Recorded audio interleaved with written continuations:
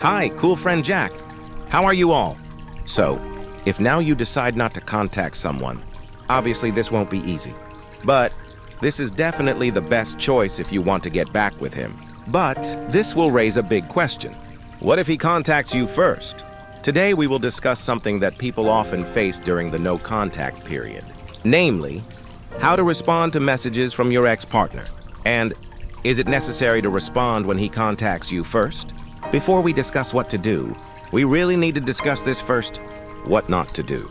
Why at this stage it is more important to avoid mistakes, rather than actively trying to approach him again.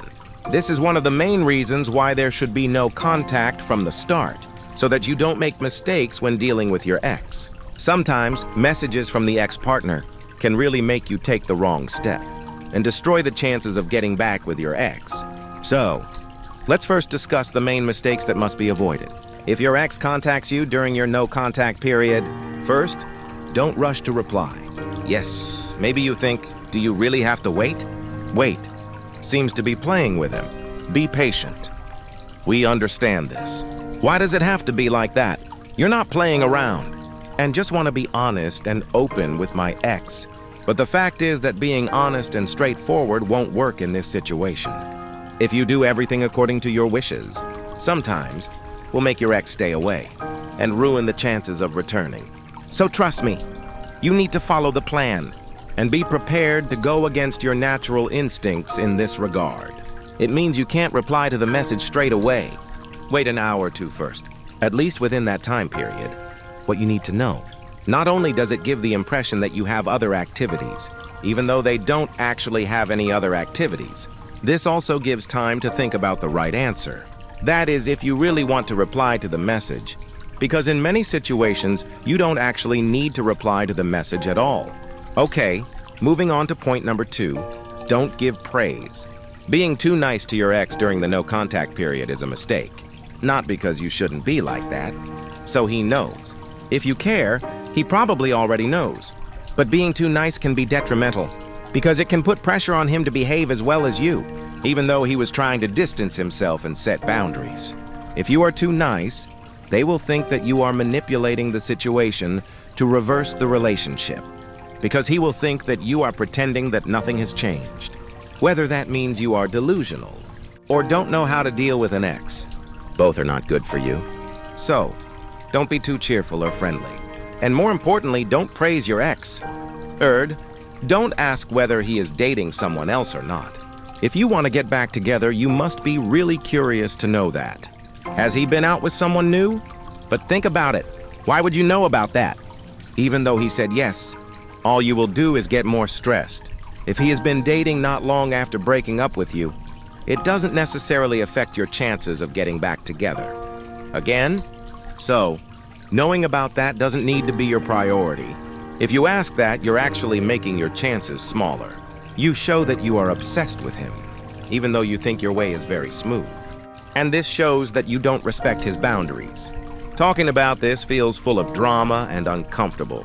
So, hold off on his love affairs for now, because that's none of your business right now. Okay, continue. Never say who you are close to right now. Whether you are dating or not, telling your ex about this straight away would be a mistake. You might think this might be a good idea. Maybe want to make him jealous, and also want to show that you have forgotten it.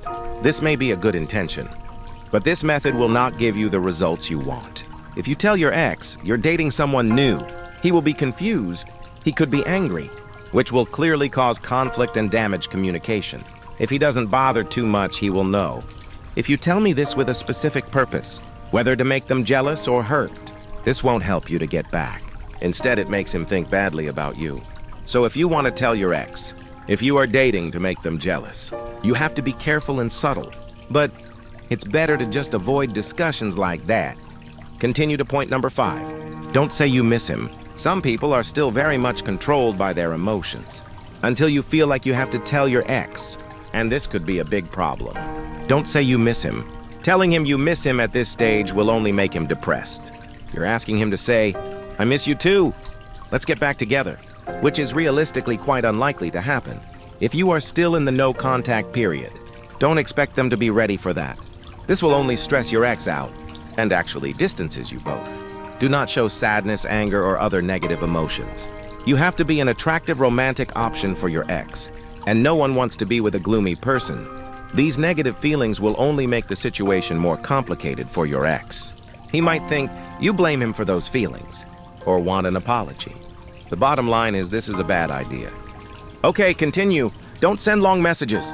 If you decide to respond, and this is a big decision because the condition is urgent, you have to keep it short and sweet. We try to avoid the impression of despair. So, don't spam him with long paragraph messages as your response. It's the same as sending multiple messages in a row. Or send a follow-up message if he doesn't reply. Okay, the last point you should avoid. Don't get caught up in serious conversations about relationships. If you decide to send a message to your ex, try not to get caught up in long conversations about relationships, about what went wrong or about anything. Your goal here is to keep it short and sweet. Keep things light and don't bring up the past at all. Remember, at this time, the nerves are still sensitive. And even though you want to finish everything, there's a good chance a conversation like this could blow up. Conversations like this are important, but they should be done much more slowly. After you start getting back together and starting a new relationship. Well, now that you know what not to do, time to discuss what to do. When X sends message during no contact period, there are several things to consider. Quite simple. First, don't panic. Take time to read and respond to each message. Don't let your emotions take over, and it could make you say things at the wrong time. Indeed, this is easier said than done. But if you can just slow down a bit, take a breath, take time, and you'll be fine. The real and most important question is how you respond or don't respond at all. Because in most situations, where exes send messages during no contact period, you better not respond at all. Yeah, this goes against your instincts. But this is the right step. If you are serious about getting the benefits of no contact period, this applies to any message, either asking questions or messages containing statements. For example, can I borrow your money? Or I saw you queuing for groceries at the market. Such messages do not need to be responded to. He might not like it and be upset. But he will understand why you need space right now without you having to explain, as well as text messages about how sad and lonely he was, or how much he misses you, and also other general questions. Okay, I hope you understand, yeah. For example, if he sends a message saying, "How are you?" or "What are you doing?" Since this is a direct question, you may feel compelled to respond. But actually, during the no contact period, you can just ignore this kind of message. This is just a normal message, and if you don't reply, he wouldn't be surprised or offended.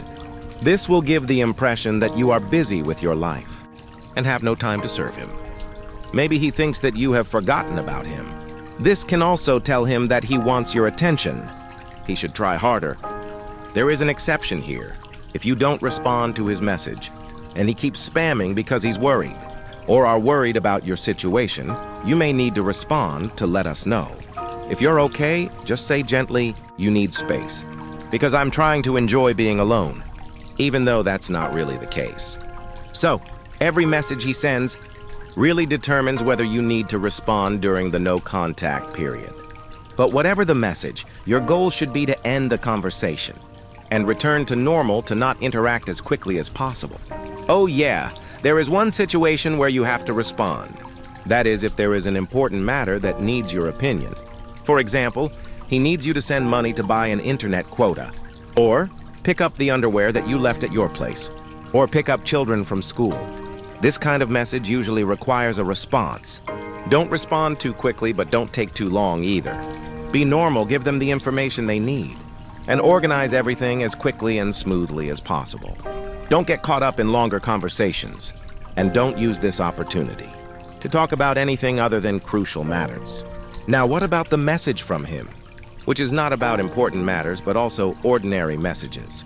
For example, he asks something very personal about your life, and you know this is no ordinary message. In a situation like this, you may need to respond with something short and sweet. In essence, send messages that will not invite further conversation. If he asks a direct question, make sure your answers are not detailed and don't ask back questions. Combine this with waiting for a few hours, or wait a full day for a response. This will send the message that you are not interested in chatting with him right now. If you show that you need space right now, that's a good thing. You won't make them run away with a message like this, but you will set limits and show that you have respect. So friends, the conclusion is, it's better to choose not to respond to his messages during the no contact period. There are situations where you have to respond, but be sure to consider the message carefully and take time to avoid mistakes. If you respond, write short and sweet and don't continue the conversation. If he pressures you, explain that you need space and is trying to enjoy solitude. That's enough. Friends, that's all for today.